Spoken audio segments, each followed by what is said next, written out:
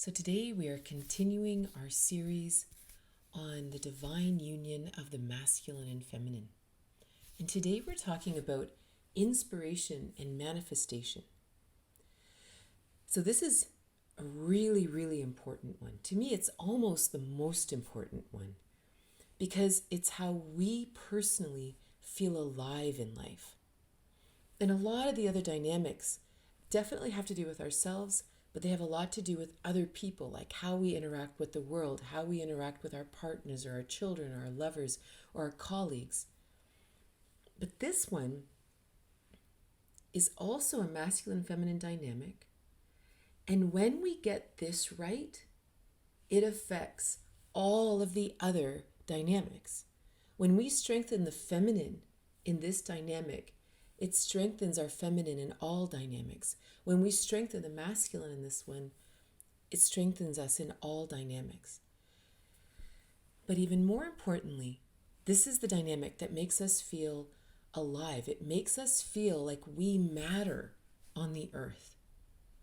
Because something weird goes on in our lives when we aren't actually manifesting what our inspiration is. Like, imagine how natural this is. So as a being, we decide to incarnate on Earth. So here we are on Earth. Why are we here? Really? And I don't mean this as a weird existential question that we, are going to get depressed about or something, because that's a thing, meaning of life questions. But just imagine, we're here on Earth. Aren't we here to do stuff? Aren't we here to take our soul's calling and do stuff? Whatever that calling is. Whether it's painting a picture, building a house, climbing a mountain, doing that thing over there, learning how to make tiramisu.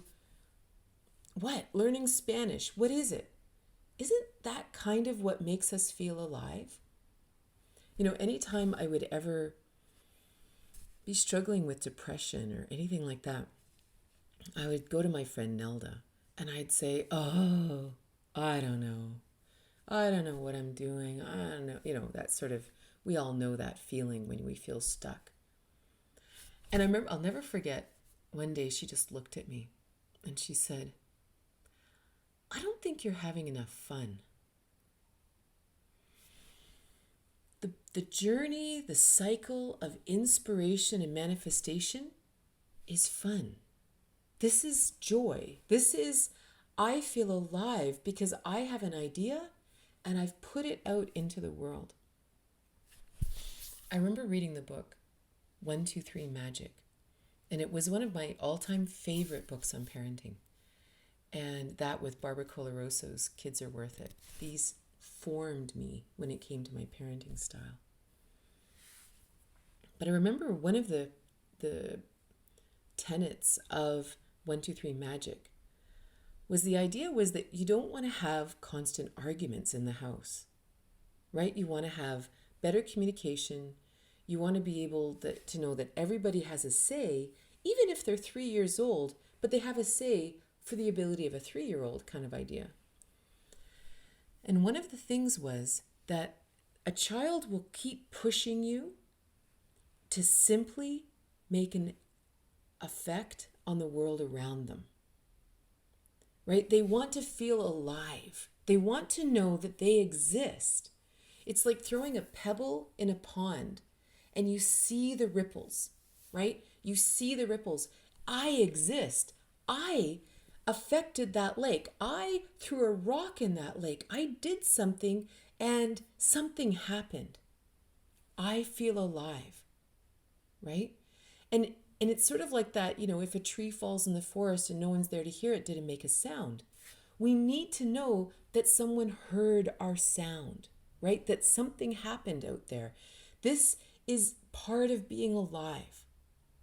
And so the context in the book was oftentimes a child will keep pushing the boundaries of something simply to get a reaction out of you because that's what makes them feel alive.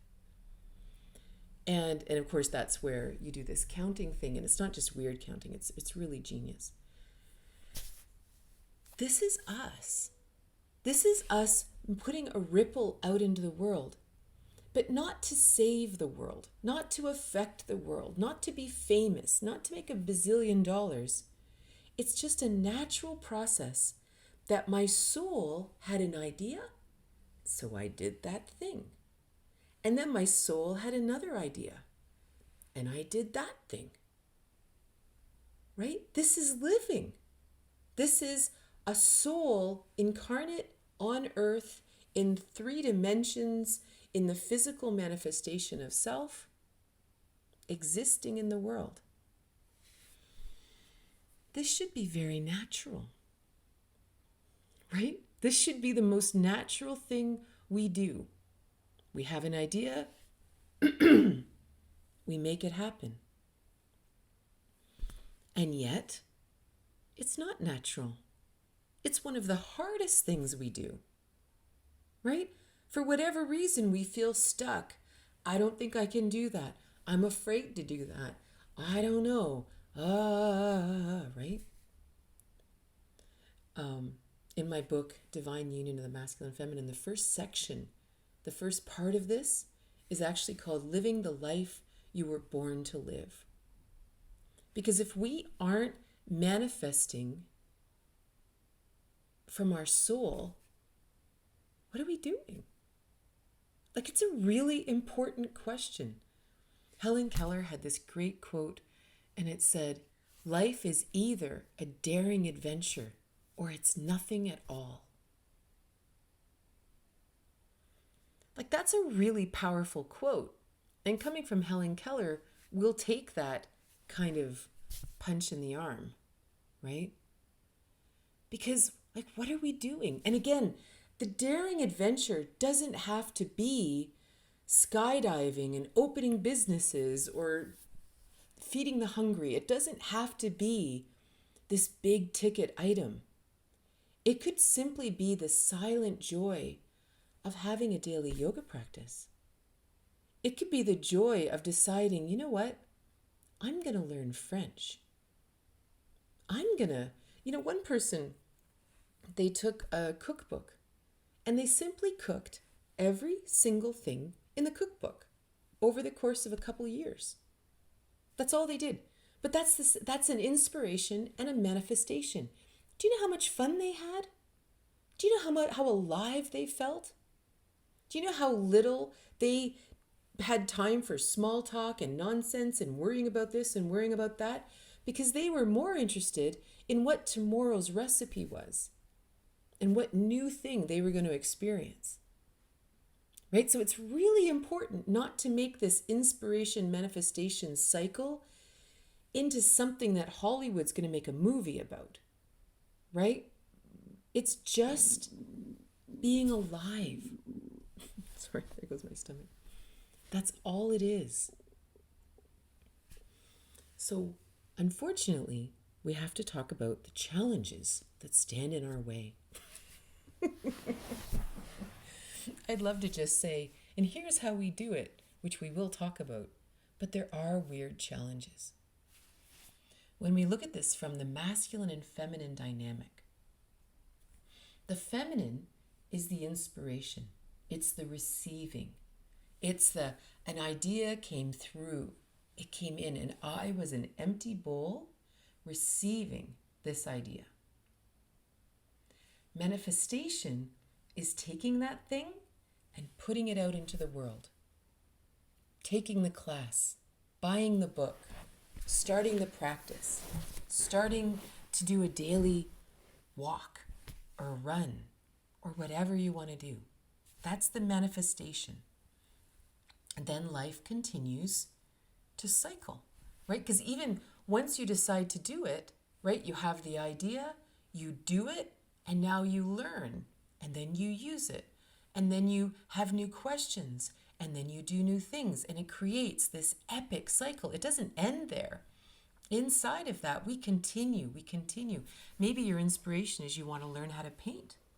So you join an art class, and then you find out about watercolor. So you do that. And then you realize your favorite color is purple, and you discover there's 400 kinds of purple, and it continues. right? Like it's an amazing cycle that now has got kicked in and you are alive.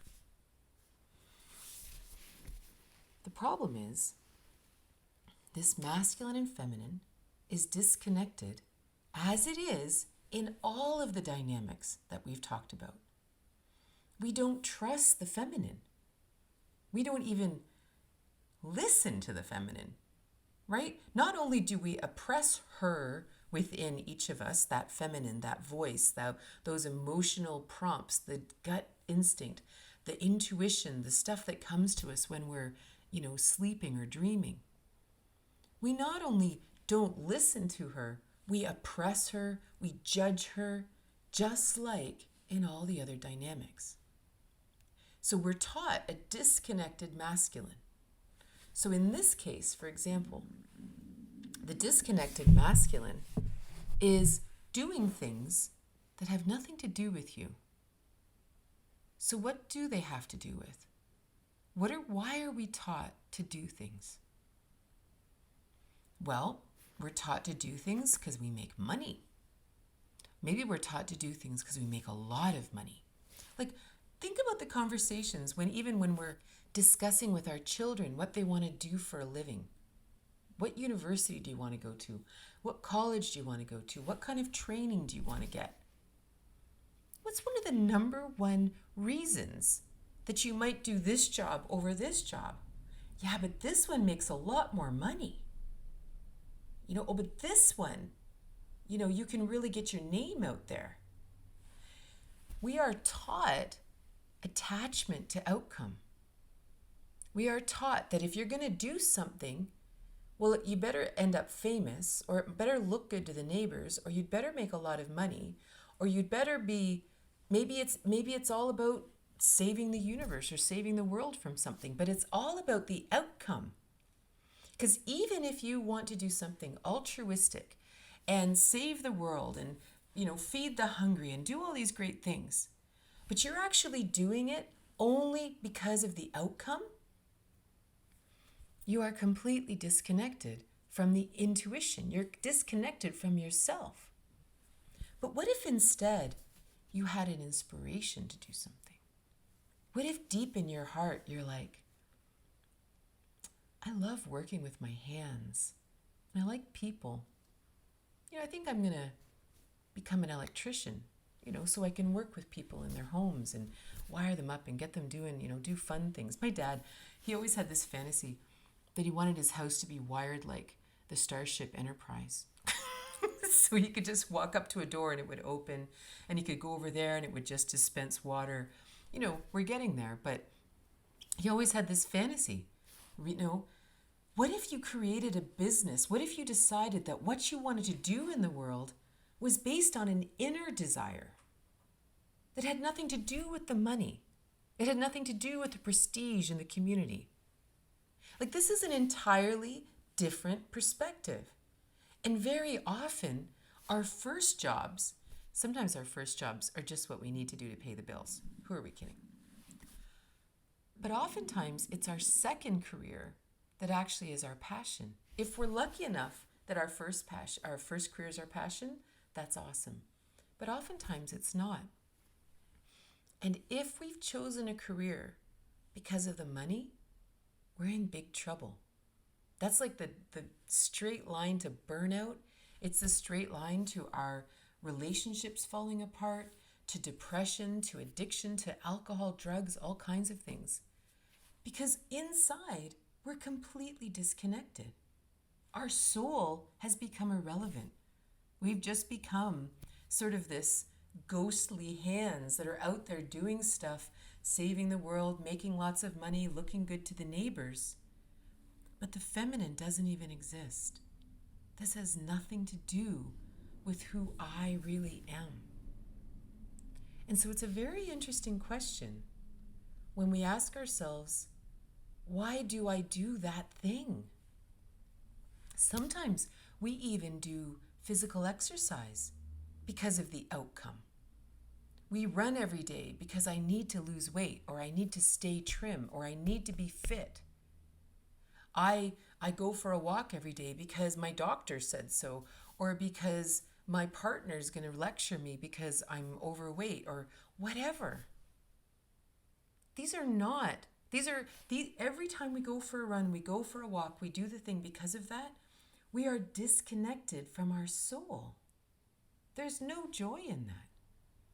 Whereas if inside you're like, man, I feel like going for a run today. Oh, the wind on my face and the feeling of my feet on the pavement, and oh, that would feel amazing. I feel like I have all this stagnant energy. A run would be great. And now you go downstairs. Of course, I run barefoot, but let's say you tie your shoes, maybe you got your Walkman on. It's not a Walkman. I'm so dating myself. But you're going to get your music and you get out there and you go for a run and you're like, oh, this feels great. This connects the masculine and feminine within. This creates a union within. Do you care whether or not this is part of your fitness regime or whether you're going to lose weight because of it? No. You're just doing it because you want to. This is a beautiful, intimate connection of the feminine and the masculine, right? This is inspiration and manifestation. I was inspired to go running, so I went running. I was inspired to go for a swim, so I went for a swim. Like, can you imagine living like that? It may require an entirely different philosophy as to our connection, say example, to fitness and movement. Why do we do it? Why do we do the specific ones that we do? Because of the outcome or because it actually connects us with our soul? Movement and exercise is part of being human. Our organs, our lymphatic system, our hearts, our heart and our lungs, they work best when the body is active. Why wouldn't we do it in connection with our soul, with our truth, with who we really are? Sometimes we do things, sometimes we manifest things because they're air quote right. It's the right thing to do. Well, what does that have to do with? That's just external judgment. That's what other people will think. That's what our parents will think. That's what the church will think. That's what society will think. That's what the neighbors will think. That's what my partner will think. Right? That has nothing to do with inspiration. That has nothing to do with our soul. And then that asks us to go deeper and ask ourselves, how do I define what's right and wrong? What does that mean as a soul? Right? And of course, obviously, I'm not talking about right and wrong, like whether you're going to hurt somebody or murder someone or steal from someone. I'm not talking about that. We always go to that weird place that, oh, but if we don't have a right or wrong filter, I'm going to suddenly start being an axe murderer or something. And this is a really big deal, and I don't mean to be light about that. Because, for example, like back in 1999, when I was sick and I had the breast lumps, one of the number one things that Jim, my teacher, had to teach me, beat into my head, whatever, was to learn to trust my intuition. That there was no such thing as right or wrong when it came to that. And again, we need to exclude this weird, evil or domination culture and all that stuff we talked about before. There is real nastiness out in the world. I'm talking about us on a soul level, the pursuit of personal joy and happiness. What defines something as being right or wrong on our path? If my soul says, I really feel called to learn French, and I'm going to leave it with small things like that, because we just get so overwhelmed with thinking that life is about these weird, big ticket items. And all of a sudden, this other judgment voice comes up and says, Katrina, you don't have time to take French. You've got kids to raise. You've got to work. You don't have time for that. What are you thinking? And you don't have the money. What do you It's not right. You shouldn't be doing this. Whatever, right? Or it's not right that you have that job, or you leave that job, or you date that person, or you divorce that person, or you have a child, or you don't have a child. Who in the world can say whether these are right or wrong for your path here incarnate on earth? Like sometimes we really need to take this up to 50,000 feet and look down at us and ask ourselves, why are all these souls incarnate here on earth? Surely it's not just to follow the right and wrong of some external institution or idea of the society. So then all of a sudden we ask ourselves, what if right is simply in line with my soul? That is actually the true meaning of the word righteous. That it is in line with God, that is in line with who you are. You know, in Hindu philosophy, Atman is the personal God that lives right here in our heart center. This is no different than the teachings of Jesus within Christianity, right? That the Holy Spirit is in us. We have to follow this. This is righteousness. It isn't some external church's belief systems or dogma. It's within us. So then all of a sudden, righteousness, choosing the right path, is actually listening to my soul. This is why you're here. This is the point. This is the path.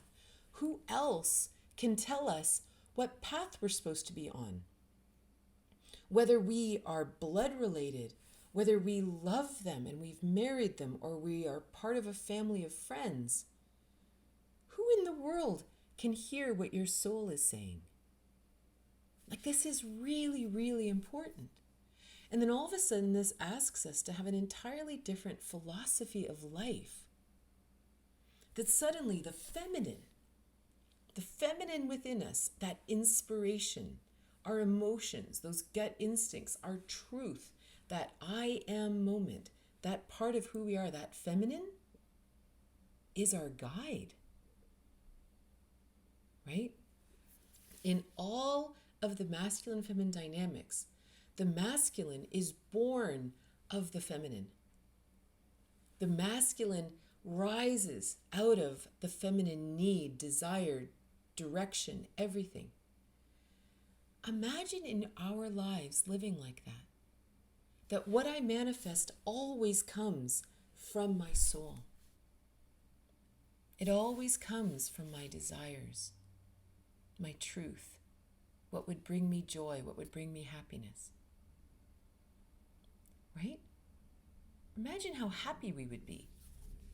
But we have issues with the feminine in all aspects. We don't trust her. We don't like mystery. We don't like the unknown, right? We don't like chaos. What if, and again, chaos isn't a negative thing. Chaos is simply untapped potential. It is unstructured possibilities. So all of a sudden you have an idea and you're like, well, what if I did take that class? It's like last night, I teach belly dance on Tuesday nights. And I had a bunch of people, message me and say, can I just come and try it once? Because I'm really nervous and I'm really stiff and I don't know what I'm just really kind of freaked out. And so the idea of taking a belly dance class can be terrifying. That can be a terrifying idea because it's very different. You're surrounded by strangers. What if you're no good? And besides that, as women, especially, men have other issues with this, but as women, we are taught to judge heavily everything between our shoulders and our knees. And all of a sudden, you're going to go to a dance class where that's all we're focusing on. This is very triggering, right? This is a huge thing. It's like, okay, forget it. I'm just going to stay home and watch Grey's Anatomy, that's safer. So the idea of actually doing that, like manifesting that inspiration, there's some chaos in there. There's some unknown. There's some mystery in there that I don't know. I don't know where this is going to go, and what if I'm terrible at it? What if I'm embarrassed? Right? Mystery, unknown, chaos. But we're taught to run from that, right? We're taught to stay comfortable, stay in the comfort zone. This is where Helen Keller's mantra comes into my mind and says, life is either a daring adventure or it's nothing at all. Why not take the belly dance class? Whatever that is for you. It could be anything. But why not? What in the world do we have to lose? So we're not the best person in the class. Who cares? I intentionally teach belly dance in studios where there are no mirrors. Because all I care about is what it feels like. All I care about is that we jump around to music like a bunch of crazy people and we feel our bodies and we laugh and we giggle, and at the end we're exhausted. That's all I care about. There is no achievement here. There's no, oh wow, aren't they a great belly dancer? There are people in my class who started taking belly dance with me 17 years ago. They have been dancing with me for 17 years. And there are people in there who just started last night. And you know what? Nobody cares. It doesn't matter because it's just fun, right? But we have so much judgment and so much fear about looking silly because we've had so much judgment in our life. But if we trust the feminine, if we trust the unknown, the chaos, the mystery of life, we're like, I do really want to go. But wow, I'm kind of freaked out. Well, you know what? I'm going to do it. This is courage. This is what courage really is. Courage isn't doing something silly. Courage is doing something that's exciting to your soul. And exciting doesn't mean easy. It means that it makes us feel alive. Like, oh, that's a little scary. What if we embraced things that scared us? Again, that we feel inspired to do, not something that someone else thinks we should do and it scares us. It comes from within. We're honoring the feminine.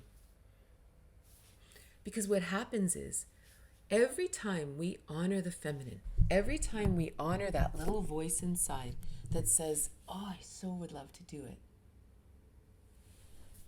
and we do it, we end up having courage in all aspects of our life. We suddenly have the courage to do things everywhere. But it all comes from within. And we have to get over this idea that comfort is the goal. That adventure, no, that's not me. I'll just go back and do the thing I've always done. Right?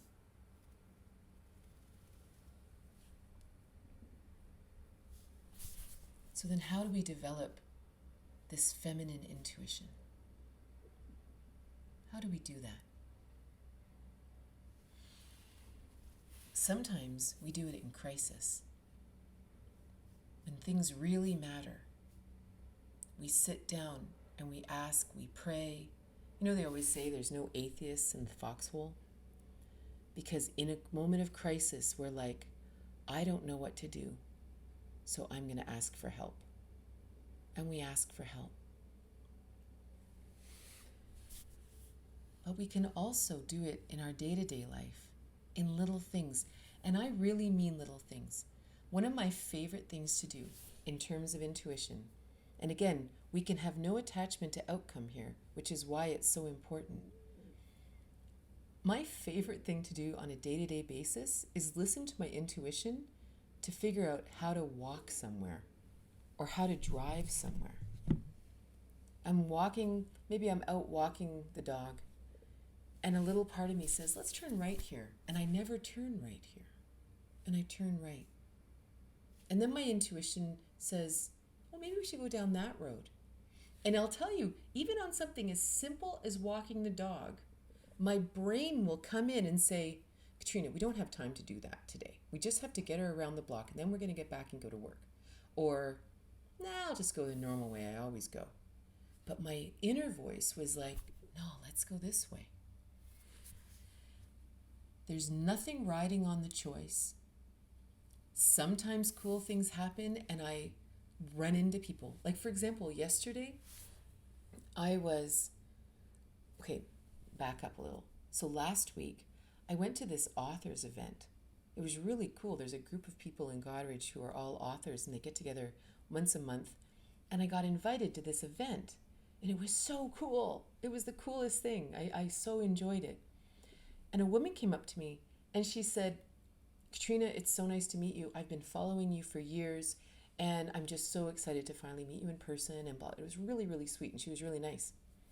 So yesterday, so a week later, yesterday I'm out walking Storm. It's beautiful out. It's like 18 degrees Celsius. It's just gorgeous.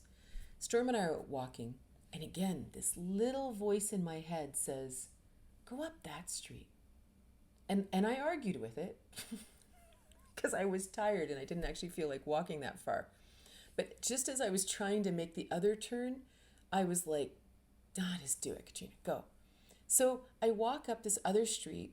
I keep walking up the street. I turn right and I'm walking along and all of a sudden that woman came running out of her house. Katrina, I can't believe it. I literally just finished sending you a long message on Facebook. And here you are walking by my kitchen window. And it's like, how fun is that? And then we got chit-chatting and eventually I said, you should come to belly dance class tonight. We all go out for snacks after. Next thing you know, she's coming to belly dance class. We go out for snacks. She meets everybody. It's super fun. And all I did was walk down a certain road, walking my dog. But this is my favorite game with intuition. Most of the time, nothing interesting happens. But that is significant. It's really significant that nothing normally happens that I know of. Because it breaks our attachment in this inspiration manifestation cycle that if I'm inspired and I manifest something, a miracle has to happen, or I have to become famous, or I have to make a lot of money, or this has to be the big break, or it has to affect someone's life in some way, right? It doesn't. That's the joy is in the merging of the masculine and feminine. The joy is in the manifestation of doing something that our soul wants to do. It doesn't matter how it affects anything out there. And when we can lose that, when we can lose that attachment to what's out there, all of a sudden our masculine and feminine start to roll together. All of a sudden we take that class and we don't know why. And we actually forget that we were ever even afraid to take it because we're already 5 years into our new artistic journey, right? As soon as we release that attachment, life is epic, right? It's amazing. So the other challenge sometimes is that we say, well, I want to do cool stuff, but I don't have any ideas. I don't have anything cool to do. So then what? What do I do if I don't know what to do? Well, Carolyn Myss wrote a book. I think it was in the book called Why Some People Heal or Why They Don't or something like that. It was a book she wrote a long time ago. And in there she defined a dark night of the soul as life when you've asked for an answer. You've asked a question, but you didn't like the answer. So you're waiting for an alternative. And you end up throwing yourself into a limbo state, right? Because you're not listening to your intuition. You're not listening to your truth. You don't like that truth. So now you're kind of in purgatory, stuck between worlds. So that's the first thing, that it's possible that you do have an idea. You do know something. There is something you want to do. But way back when, you said no. So that's the first question. Is there something small? Like, it's not big. These are all very small things. The most incredible serendipity in my life always comes from the tiniest thing. Joining the YMCA, choosing to, like, for example, one time I told a story at a family gathering about a woman who had read my book, What If You Could Skip the Cancer? And she had like stage 4 cancer. And she ended up going away to a retreat where they did all these juice cleanses and they did meditation and all this stuff. And she reversed the cancer. She wasn't fixed, but the cancer wasn't so acute. And she decided that she was going to do an Ironman triathlon. She wasn't going to do the treatments, but she was going to do this Ironman triathlon. An Ironman triathlon is insane. I don't know exactly what it is, but I think it's like a 5-kilometer swim. Then you bike 100 kilometers or something, and then you run a marathon. Like, it's something off the charts. And so she called home to her family and she said, look, I'm not going to do the treatments. And in fact, I'm going to do this instead. I don't care if you support me or not. This is my choice. And 11 of her friends rallied around her, trained with her, and they all did the Ironman triathlon the next year. And she was cancer-free when she did it. So I had just gotten this email from this woman. And so here I share this at this family gathering, and understanding my family, cancer is a huge deal in my family. And my cousins, my older cousins, whose mom was my mom's older sister, who had also died of cancer, they said, the one woman said, who is kind of my twin, anyway, it doesn't matter, but she had cancer at that time. And she says, well, you know what? I really want to run the Disney Marathon. Would you guys all rally around me to run the Disney Marathon with me? And at this point, I couldn't run for 10 seconds, right? I'm not a gazelle. I'm physically a heavy person. I have heavy bones. I'm a swimmer and a dancer. You know what I mean? So I didn't want to do it. And then my daughter was sitting behind me on the couch and she goes, well, Mom, I'll train with you. And I thought, oh, shoot.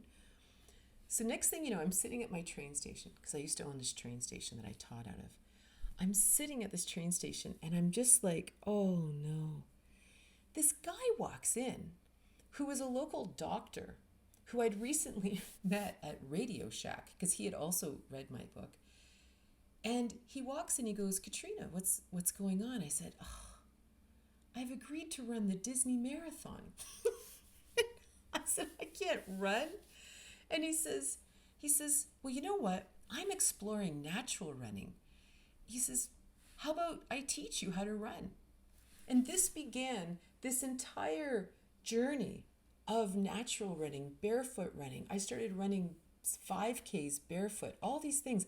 He and I started teaching barefoot running workshops. It exploded into this entire world of running for me from this one little thing, just this tiny little thing. This is why it's so important. Those tiny little nudges, just do them. Whatever they are, just do them. And the second thing, if you don't have a lot of ideas, you might be judging them before you even try, right? If you've lived with a lot of judgment in your life, if you've lived with in families where if you said, oh, I've got this great idea, someone's going to say, ugh, why would you do that? That's ridiculous. Oh, I saw, that neighbor down the road, they did that thing, and that was ridiculous. Did you see that thing they did? Oh, and their children, they've made these ridiculous life choices, and their parents are just beside themselves. Like if you were raised at a family table that you listen to that all the time, you will be terrified to do anything. Those ideas they can't even come in. You've already got a wall up so thick, the ideas can't come in because somebody out there is going to think it's crazy. Somebody. And if we are concerned that there is anyone out in the 7 billion people on the planet that might think that my idea is crazy, there's no point any ideas coming through. So it just might be really important to kind of look into our childhood and look into our life, or maybe there was one incident that didn't work out and you considered it a air quote failure. And you're like, I don't want to feel like that again. But again, people who accomplish a lot in life, they fail, or whatever you want to call it, all the time. You know, I do a lot in life. I teach a lot. I've done a lot. But I can tell you honestly, I owned a dance studio. I owned a train station where I taught classes. I taught dance and tantra and yoga and da-da-da-da. And of all the classes and workshops I've ever put together, I have canceled as many as ran because people didn't sign up, right? It's normal. It's a normal part of doing things in the world. Sometimes things work, sometimes they don't, and you just get on to the next one. It's not, and honestly, talk to anybody who does a lot, they'll tell you the exact same thing. It's water under the bridge. Well, now I know better, and you just get on with it. But that is not something we're taught.